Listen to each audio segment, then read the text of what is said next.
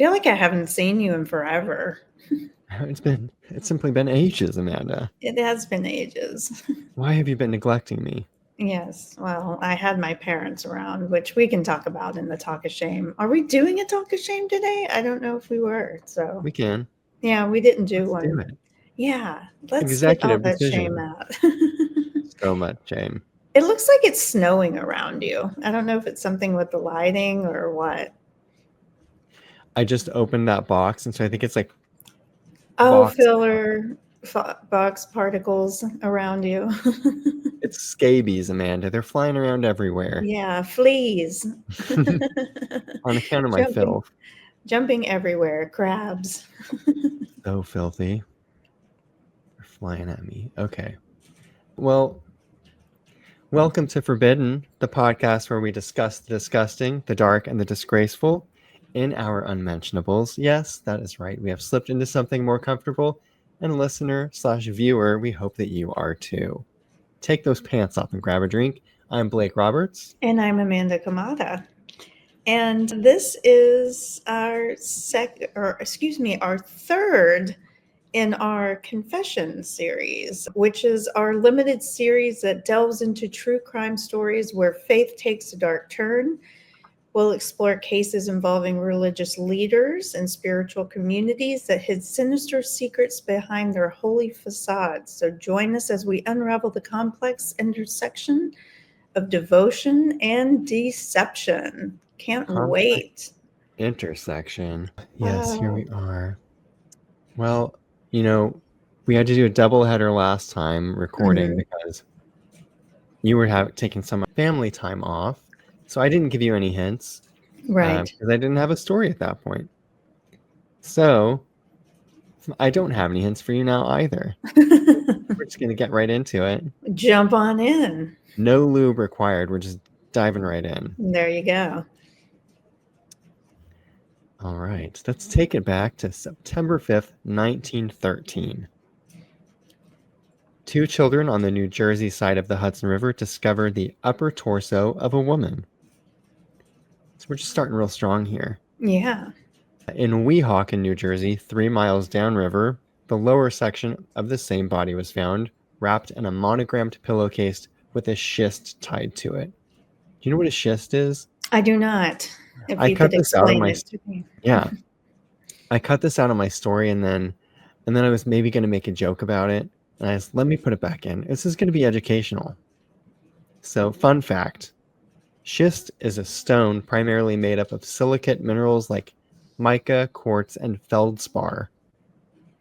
Not so much a fun fact for me because I don't care about rocks, but in case we have any rockologists listening, or whatever that profession might be called, maybe a I think it's geologist, geologists. proper Yeah. term. So the evidence was given to the New York Police Department for investigation, and an autopsy was underway.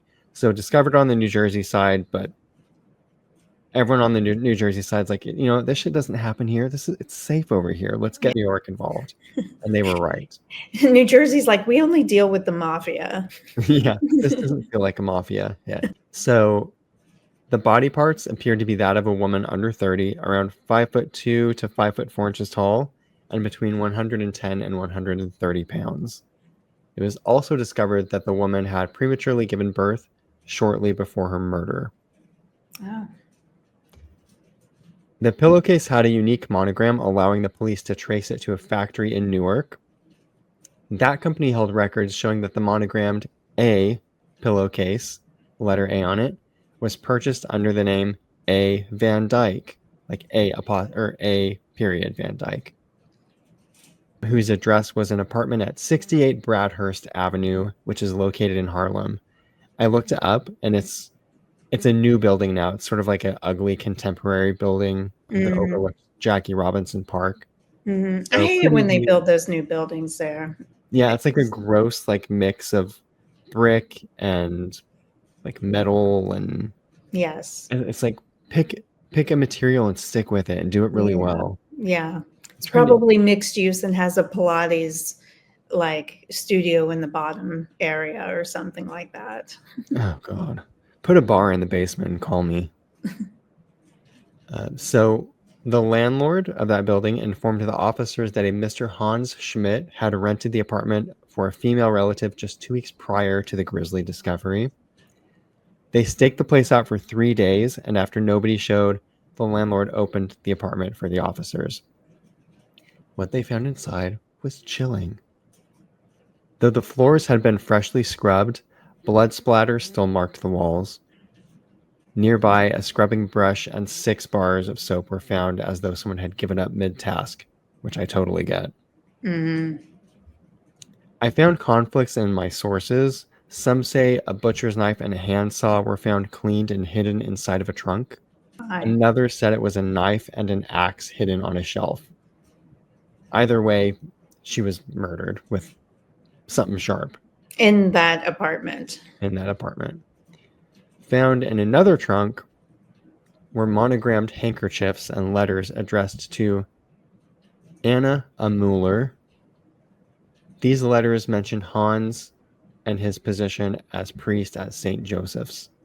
So again, Hans Schmidt is the gentleman who rented the apartment, and also it appears to be using the name A. Van Dyke. So men's clothing bearing that name further tied Hans to the crime, but there was no sign of the man himself. The letters revealed Anna's previous address at 428 East 70th Street.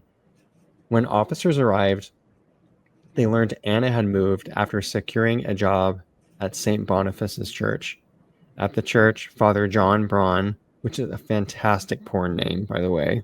Absolutely. Yeah. John Braun informed them that Anna had since been transferred to St. Joseph's Church. Coincidentally, Hans Schmidt, formerly a priest at St. Boniface's, had also relocated to St. Joseph's. The pattern was clear. The murdered woman and the priest had been moving in unison. So the police now know they have to question Hans. Mm-hmm. At St. Joseph's, officers found the priest asleep. When they woke him, he immediately confessed. He admitted he and Anna had secretly married in an illegitimate ceremony he conducted himself. Going so far as forging a marriage certificate. Though he had promised to leave the priesthood for her, he never did. In chilling detail, Hans described how he murdered and dismembered Anna, leaving his fellow priests in shock as they overheard the confession. He was quoted in newspapers as saying, "I loved her. Sacrifices should be consummated in blood." Whoa. Yeah. So this was a Catholic priest. Yeah. Okay. So let's dig into his background a little bit. Yes, why don't we? Let's figure out what's going on inside that little head of his. So Hans Schmidt was born in 1881 in the small German town of, let me see if I can get this, Aschaffenburg. Sounds right. Yeah. So he was born to Heinrich and Gertrude Schmidt. Heinrich worked for the railroad while Gertrude managed their bustling household of 10 children. Despite their respectable reputation in the community, the Schmidt family was plagued by a history of mental instability. Gertrude, in particular, struggled with the demands of raising 10 children, especially since Heinrich was frequently away for work. Overwhelmed and isolated, she sank into deep depression. She found solace in the church, which I cannot relate to at all. No. Where she spent countless hours attending Mass. At home, she often withdrew to her room, reciting the rosary instead of tending to household responsibilities. She even made priest garments for young Hans and would involve him in makeshift religious ceremonies at home. That is so weird. Yeah. Oh. Yeah. Hang on, let me get some blood of Christ real quick. Yes. Amen. Aged perfectly. Okay. Heinrich Schmidt was outwardly a model citizen in his German community. He held a respectable job with the local railroad and maintained a well-kept property, complete with a thriving garden that provided fresh produce for his family. However, behind closed doors, Heinrich was a man with a terrifying temper. Rigid and authoritarian, he demanded strict obedience from his family, often resorting to physical violence to enforce his will. Heinrich, a Protestant, strongly opposed Gertrude's Catholic devotion. When he discovered she had resumed attending Mass during his absences, he would erupt into violent rages, leaving young Hans terrified and retreating to his room to avoid the conflict. The family's struggles went beyond their immediate household. Hans's great-grandfather was an alcoholic who experienced a severe mental breakdown. Now there's someone I can relate to. Yes. Suicide ran through the family's history, with a great-uncle, great-aunt, and cousin all taking their own lives. Another cousin spent her final years in a mental institution. So it's just all over with this Highly family. dysfunctional family all around. Yeah. Hans Schmidt exhibited unsettling behaviors and a fascination with blood and suffering from an early age. He spent much of his childhood loitering around slaughterhouses, where he found the sight of blood and the suffering of animals arousing. Ugh. He would sometimes meet another boy named Fritz at the slaughterhouse, where they would engage in disturbing activities, including mutual masturbation. No, you don't say.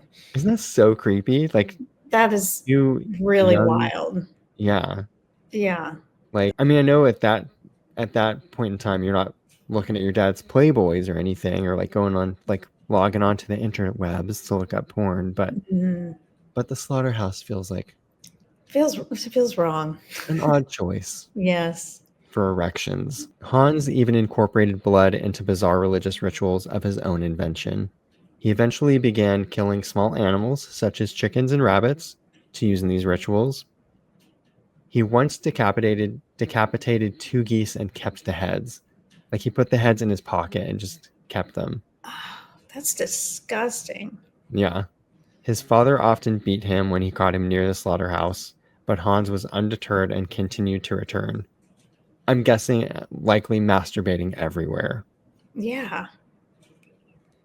His peculiar sorry, I just was picturing it. His peculiar behavior extended beyond the slaughterhouses. I keep wanting to say slaughterhouses, but I think it was just one. Hans was frequently seen wandering the streets at night, abruptly stopping and standing still for long periods.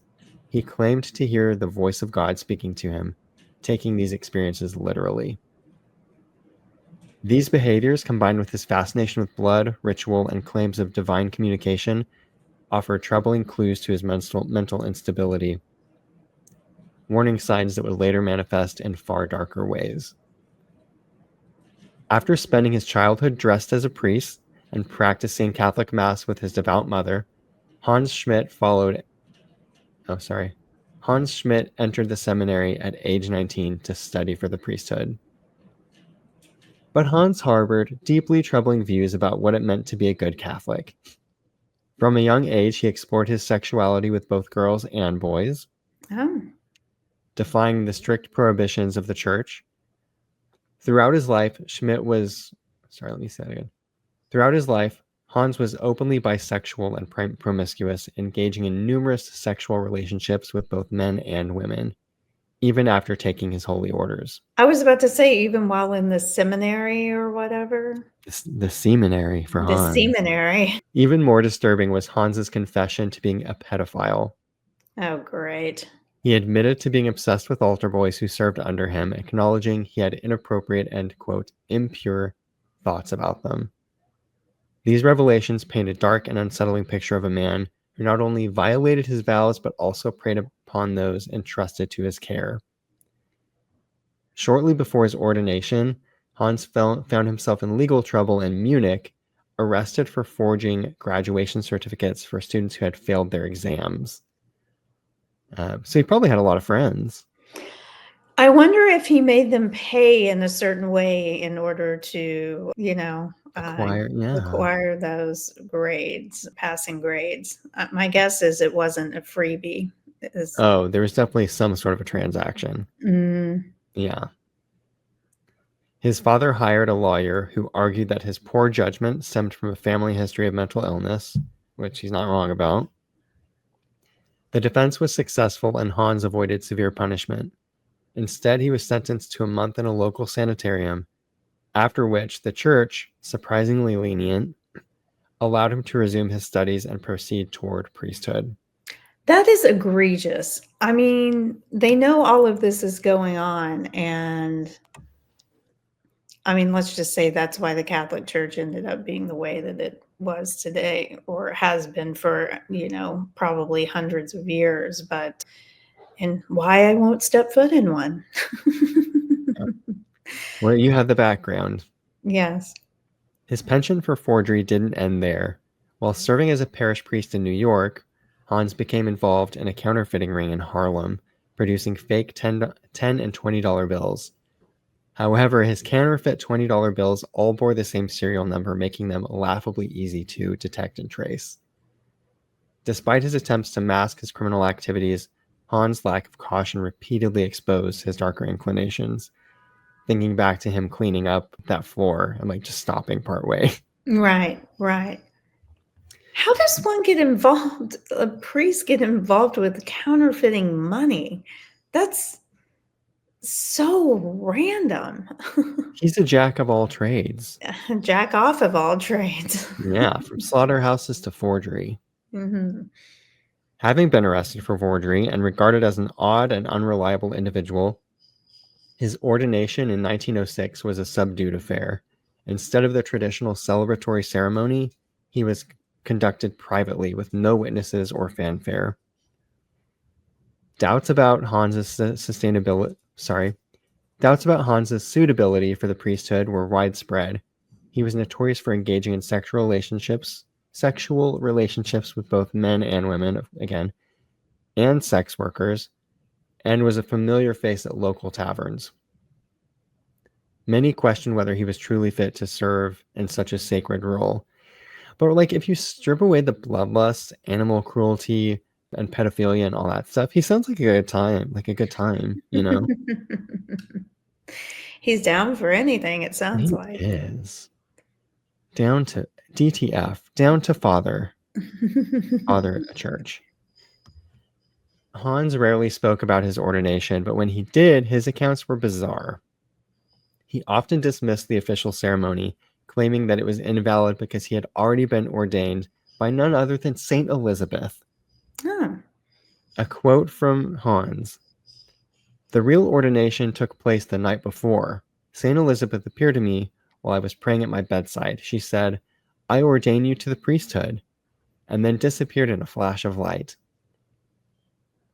These strange claims further highlighted Hans's unstable and delusional nature, casting an even darker shadow over his already troubled path. It just keeps getting darker for Hans.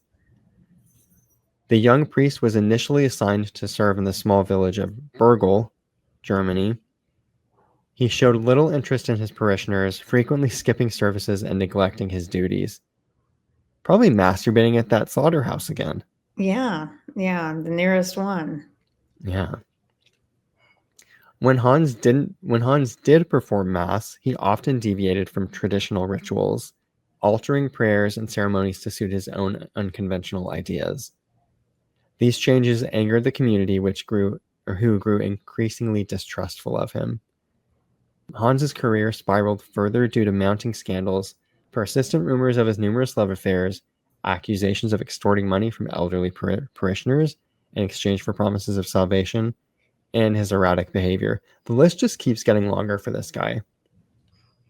How in God's name did he continue to be like an active priest doing all of this? Well, he didn't in Germany. His reputation in Germany was irreparably damaged at that point. Right. Realizing he would likely never receive another assignment in his homeland, Hans used money from his father and probably from those parishioners to immigrate to America in 1909, where he served briefly at St. John's Roman Catholic Church in Louisville, Kentucky.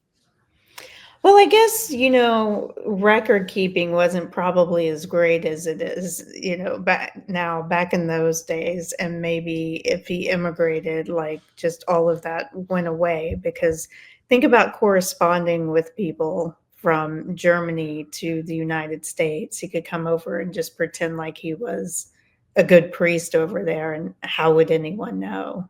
Yeah, they had to wait for one church to fax the information to the other church. Or Or for a pigeon to carry telegram, something over the Atlantic Ocean. Morse code, whatever they used back then. Telegraph. So during his tenure in Louisville, a 9-year-old girl named Alma Catherine Kellner disappeared from the church. Alma's body was found in the church cellar in May of 1910. She had been murdered and dismembered.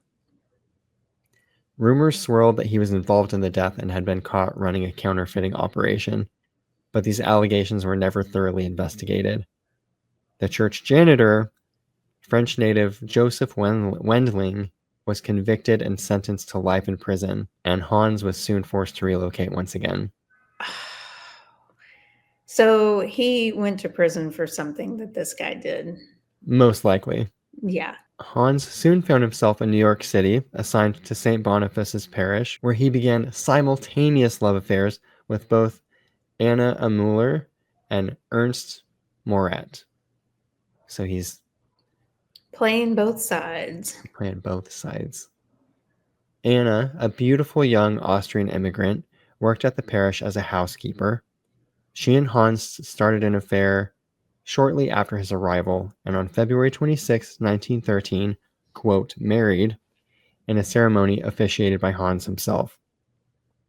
He likely knew the marriage was not legally valid, but went through with it to appease Anna, who is dissatisfied with their illegitimate relationship. Meanwhile, Hans also began a passionate affair with the dentist, Ernst Morat. He expressed deep feelings for Ernst, being quoted as saying, "There was never a grown-up man I loved as I did Morat," which also just sort of grossly had to clarify that he's never loved a grown-up. Grown man. Yeah. So that's skeevy.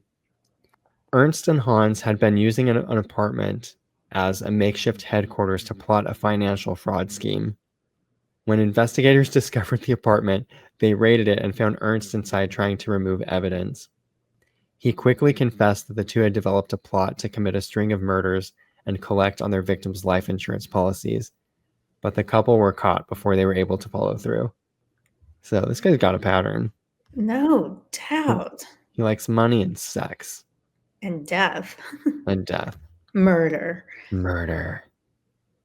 Once, while he was having sex with Anna on the high altar of his church. Wow. I mean, that kind of sounds hot in a way. I know, I was thinking that too. Like, that's a fun porn. Let's Yeah. get John Braun. We'll hire John Braun, and we'll shoot this scene on the high altar in the church. Yeah. Yeah. So Hans and Anna are having sex on the altar, and Hans claimed to have heard the voice of God telling him to sacrifice her, which he told her that, and she just sort of laughed it off. She's like, "Oh, you're so crazy." Yeah. Little did she know how crazy he was. When the dismembered body of Anna was discovered along the shores of the Hudson River in 1913, authorities quickly determined she was about 5 months pregnant. So a priest having a secret lover was scandalous enough. Fathering a child would have been catastrophic for his career and vows. Right. Hans, however, offered a chilling explanation. He claimed the murder was not his choice, but a divine command. Saint Elizabeth had appeared to him once again in a vision, ordering him to make Anna a sacrifice. So he's getting voices from left and right. It's God, it's Saint Elizabeth. You know. Who knows? Crazy. Yes. On September 2nd, 1913, the young priest rendered 21-year-old Anna unconscious, slit her throat, then dragged her body into the bathroom, where he methodically dismembered her. Wrapping each body part in bundles of paper, he weighed them down with schist stones and threw them into the river. Actions he insisted were carried out under divine instruction. Having studied surgical books, Hans was skilled with a knife, but his attempt to cover up the crime was sloppy. Though he burned the bloodstained mattress, he left behind significant evidence in the apartment after growing frustrated with the cleanup. Again, totally relatable. I fucking hate cleaning. Right. Especially blood, probably guts, innards. Like if you chop someone up. I mean, I can't imagine hacking someone up, you know. Yeah, it's so messy. Yeah. That enough is a reason enough to deter me. Right. So the arrest and trial of Hans Schmidt became a media sensation, captivating the public with the scandal of a Catholic priest accused of multiple sexual affairs and the brutal murder of his pregnant mistress. Hans, however, remained confident he would avoid severe punishment, believing he could convince the court to find him not guilty by reason of insanity and potentially be sent back to Germany. During the trial, Hans emphasized his disturbing claims of being sexually aroused by human blood and insisted that St. Elizabeth had commanded him to kill Anna. This Saint Elizabeth is a real piece of work. Sounds like a real bitch. Rival teams of mental health experts fiercely debated his sanity, but the trial ended up in a hung jury. The juries were deeply divided over whether Hans was genuinely insane or merely feigning madness to escape the death penalty. At Hans's second trial, a critical piece of evidence emerged that tipped the scales. He had persuaded Anna to take out a $5,000 life insurance policy, naming himself as the sole beneficiary. Of course. This, yeah, this revelation shattered any remaining doubts about his intentions, convincing the jury that his actions were calculated rather than the result of insanity. In February 1914, Hans was convicted of first-degree murder and sentenced to death. After his conviction for the murder of Anna Aumüller, Hans's attorneys filed an appeal, during which Hans presented a new version of events in a desperate attempt to escape his sentence. This time, he claimed he was not insane at all and that Anna had died during an illegal abortion performed by several acquaintances. He stated that her unexpected death had panicked everyone involved, leading them to dismember and dispose of her body to avoid prosecution. He insisted that he had initially concealed the truth to protect his so-called friends. While the judge acknowledged evidence suggesting that Anna may have undergone a botched abortion, he refused to grant a new trial based on Hans's revised account. His attorneys also argued that the first two trials should be invalidated on the grounds that he had faked insanity.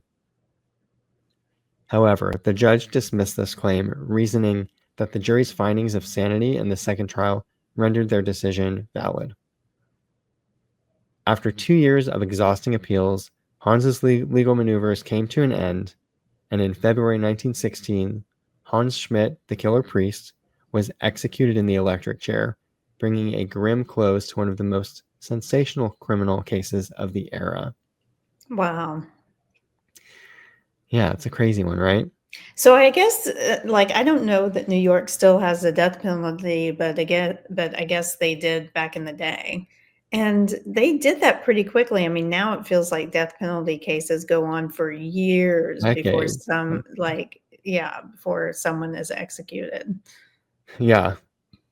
You know what else I found on this guy is that prior to his relocation to the US, there was speculation that his first murder may have occurred in his hometown of Schaffenburg. There was a young woman who was murdered, and German authorities found evidence leading to Hans, but they were never able to question him prior to his execution, so the case ultimately went cold. Mhm.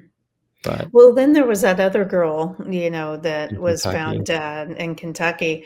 It's interesting that he chose women to murder, yeah, even I though thought he that was too. attracted to both men and women, that he would shoot all of it. Well, his definite one victim and then supposed or probable two other victims were all women and Yeah. young, you know. hmm So Yeah. this priest is potentially a serial killer. We know for a fact that he murdered one person. He confessed, likely murdered two other women. But you have to wonder for all of the crazy, like the animal bloodlettings and the slaughterhouse masturbations and all the other crazy stuff that this guy did, if he didn't do even more like beyond those three. Oh, 100%. And back in the day, I feel like it was so much easier for people to like disappear or turn up dead. And there be, I mean, there were no forensics, really back then, so Yeah. if someone turned up, and who would think maybe someone in the seminary would do it, or, a man of God or whatever. I want to circle back to that mutual masturbation thing real quick. Let's touch on that. Yeah, because I want to know how that just even gets started with the mutual masturbation. Like, who's the first one in the twosome who's like, it'd be really cool if we both masturbated to these animals that are being slaughtered right now. Like, how do you how do you agree upon doing an act that atrocious? I mean, I'm all about mutual masturbation, don't get me wrong. I think it's hot, but not in that scenario. How do you Yeah. talk someone into being like, "Hey, let's whip it out and do it here right now?" You know, having once been a young boy with erections, I do recall a time where anything would turn you on. I'm not talking about blood. Like what I think is that little boy's name was Fritz, I think. Mm. I think Hans was probably aroused by the blood and all that grossness.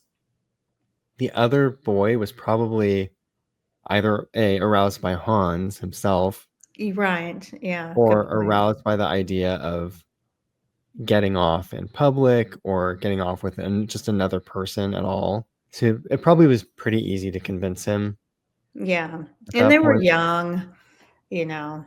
so wow. You get turned on by a trapper keeper at that age. Like it really does not take much. I guess so, I guess so. And then like in Romy and Michelle's high school reunion, you use that trapper keeper to cover your erection when you're walking down the hall.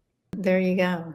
Those Yeah. trapper keepers really came in handy in those days. Multifunctional, really. Yes, yes. Yeah. I loved a trapper keeper, by the way. Keeper, Yes, keepering lots of secrets. yes, yes. That was an amazing story. I'd never heard of that story before. How did you stumble upon this, dare I ask? I honestly don't recall how I found it. I was looking at a number of stories of priests, priests doing bad things. And shockingly, there's more than one or two out there. Mhm. So Mhm. a whole pool to choose from. And I think I must have found it in like a list or something. Mhm. I was surprised by how much information there was for being I an older. agree. Oh, Yeah. I should share my sources for this. Sure. There weren't a lot. So there's an article from 2023 from grunge.com. There's an article from ranker.com from 2024 and an article from medium.com from 2021. There's also a book which I tried to like Amazon Prime it, but it wasn't primable. So there was no way I was going to get it in time. And I can't remember who that book was by, but there is a book out there that's like $45 Mhm. if you want to invest in that. But Right. Right. I think a lot of my sources got their information from, I think there's two books out there. So, but yeah. Lots of shady priests out there.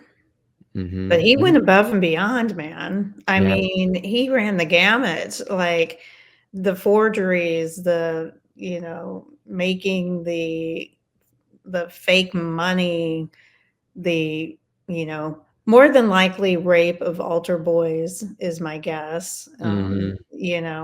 That he either molested and or raped. Not that there's much difference in the two. There weren't altar girls back then. There are now, but Are there? there. Yeah, yeah. I mean, whenever I was raised in the church, there wasn't. Thank God, because it kept me away from having to interact with priests and stuff like that. They like even before I knew that the Catholic Church was full of like total pedophiles and shady priests and stuff like that. I always felt really weird around priests and stuff like that. You know what Yeah. I mean? There was just something off to me about them. Now, I mean, if I had ever had a hot priest, that would have been totally different. It would be like that movie, The Thornbirds, or something like that. Yes, Have you exactly. ever seen that movie? I haven't, but I'm aware. I need to watch. It's like a mini series, right? It's Like a in the yeah, it was a 80s. miniseries in the '80s, and Uh, it has, like, Richard Chamberlain in it, and he was very handsome back then, and he, like, plays a priest, and, it's a love story and, you know, sorta thing, and, I mean, if I had a Thornbird situation, that would be very different, but I don't know, I always found it creepy, that yeah, there was just something I didn't like.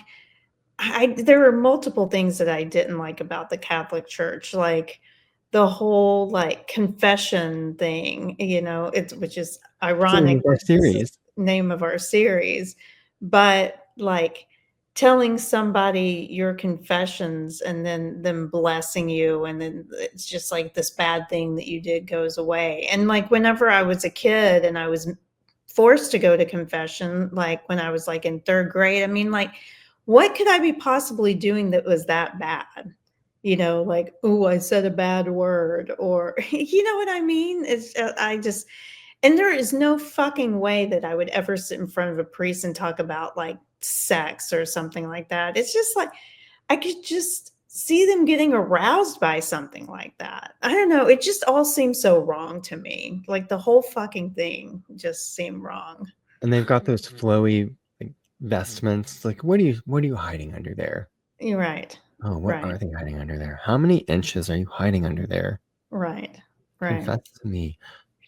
Speaking of confessions, if you would like to share your confessions with Amanda and myself, Yes. email them along with photos to hello@theforbiddenpod.com. Yes. Yes.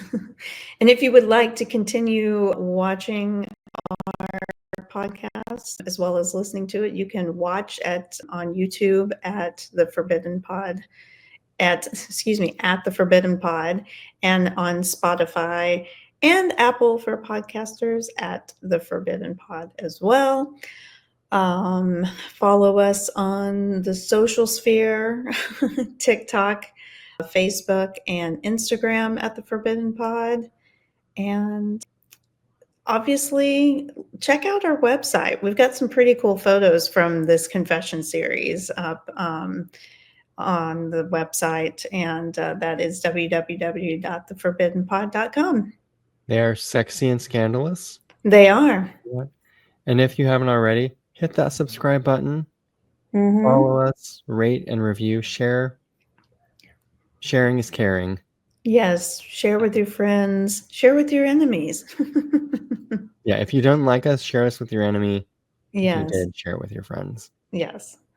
Well, Blake, thank you so much for that titillating story. I mean, that started out so like gory and everything, and I didn't realize how bad it was going to get, or how far back it went. I probably should have said a disclaimer up front. Whoops.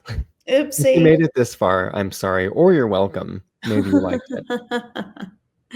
So, No, it was a great story. Thank you. thank you. And listeners, as always, we Thank thank you. you.